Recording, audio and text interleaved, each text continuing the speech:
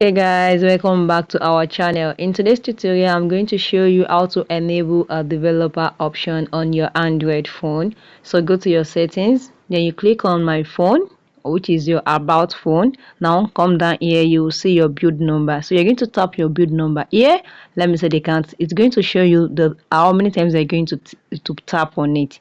So just follow the instruction being given to you. So I'm going to tap it now. Tap it. You can see it's a four now step. That's three, that's two, that's one. And it says you are now a developer. So let's wait for it. You can see.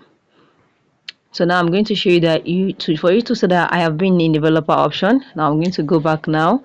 I'll go back to my settings now, and here I'm going to click on my system, and you see that I'm now on developer option. You see it is very easy. So if you found this video interesting and helpful, click the like button, share and comment.